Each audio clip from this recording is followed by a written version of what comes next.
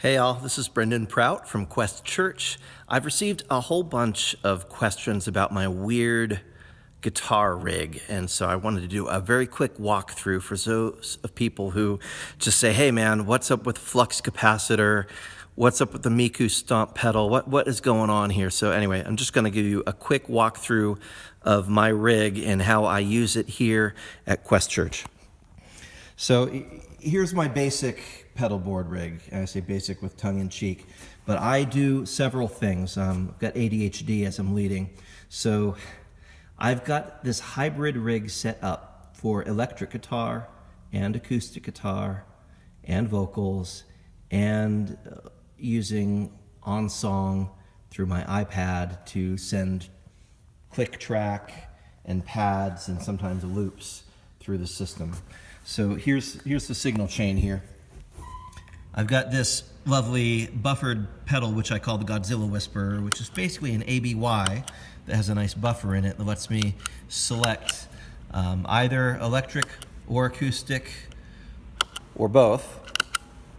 And then that sends off signal to my Zoom G9.2 TT, which has two 12AX7 tube preamps. I can mix in actual tube preamp as well as the digital amp modeling that this has on it. And it models just about everything you can imagine. Right now I have it set to be modeling a Vox AC30 using an SM57 mic placed just slightly off of the dust cone. It gives you the option to choose mic location, a lot of cool options. And then out of the effects loop, I am using a couple of Joyo pedals here as stages for my overdrive. So I've got, this is usually my always on pedal. It's a Blue Rain. It's basically a Keeley modded circuit for a Boss blues driver. And then this Green Legend is the Keeley modded version of the TS808 tube screamer. So this is almost always on, and then I'll bump this for just a little bit more second stage gain, throwing it in there. I also will use either this Spark if I want just a little bit more dirt for soloing and boosting during a solo.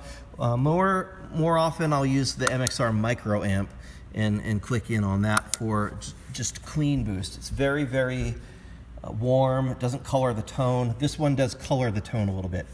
Also in on my effects loop, I've got the Joyo Space Verb, which has a wonderful church setting, which is essentially poor man's Strymon. Very, very wide digital reverb effect. And then my flux capacitor. This is made by 4114 Custom Effects in England. It is actually a time circuit. So it has several things that it can do. It can be a really nice washy reverb. It reminds me of a Midnight 30 Serenity reverb. It also has a very warm analog-ish delay on it, and it also does a wonderful mod delay reverb with a polyphonic octave generator on top of it with some shimmer. And that's the mode that I usually use. It does all sorts of funky stuff, and I love it. I'll throw it in for some real nice ambient stuff. This over here is my acoustic rig. As it splits off the signal from the Godzilla Whisperer, it sends it to the Zoom A3, which is a super DI. It has a tuner, it has body modeling, it has a really nice EQ. It lets you select different pickup types. It will also, you know, all your typical stuff that you would imagine from an acoustic guitar pedal. It does have the DI out of it with your typical ground lift.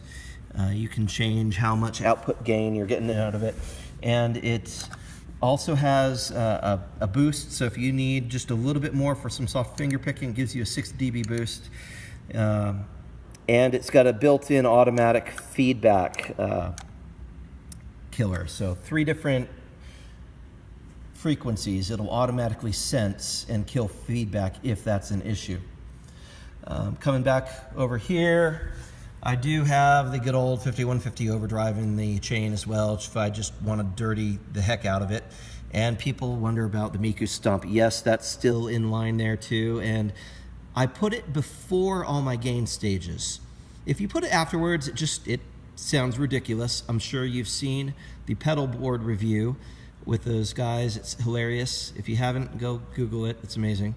But if you have it after everything, it sounds like the minions are speaking. If you put it before your gain stage, it sounds a lot like a ring modulator, where you get all sorts of funky overtones, and for long sustained notes, it does some really interesting, cool artificial harmonics. So just a fun little thing to throw in for some ambient stuff in the background, or to make soloing really interesting.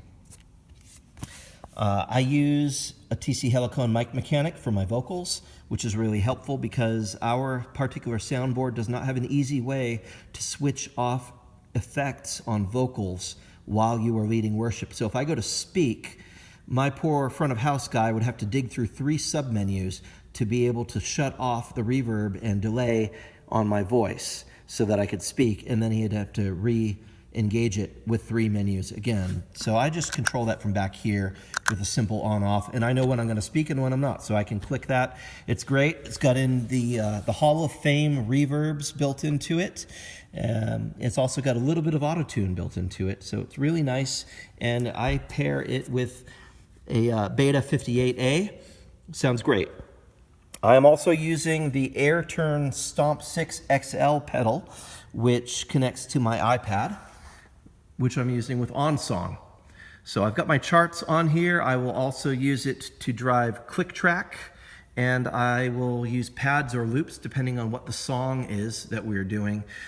And this is also sending out wireless MIDI, so when I switch on this, it picks up on this little guy here, which changes my electric channels automatically. And then of course over here I'm also running the QPad app for our mixer. Most of the time we've got a front of house guy that's on the ball with stuff, but a second pair of eyes is helpful because they have to multitask back there. So I will often go back here to look at the mute group and make sure, oh yeah, we're actually muted before we start unplugging and walking off the stage, or if we're walking onto the stage to start, making sure that we are unmuted in order to get things going. Just a second pair of eyes. I love my front of house guys and really appreciative of them. Right now we're borrowing an Aviom system. We do intend to replace this with a MyMix very shortly. And anyway, that is my hybrid rig here. And of course, you gotta have a fan because that way you always at least have one fan. But and this Behringer stereo volume pedal is running the outputs from the iPad. So I can fade in pads or loops, and it also will let me fade in the click track so that we don't have that jarring. The pastor's praying and all of a sudden, you know how that is. So I can fade it in. It's a little bit more easy and gentle for everybody as we're going through worship in the church. And yeah, anyway, so that's my, Altoids, of course. Keep picks in here because why not? I keep more picks here, and cup holder is beautiful. I also have this wonderful little helpful holder where I keep my EBO and capos, other stuff, and pick holder because I drop them like crazy. This is probably longer than I was intending to spend on my rig, but it is what it is. So now you know why this stuff is all set up like the Starship Enterprise. God bless. Hope to see you around sometime.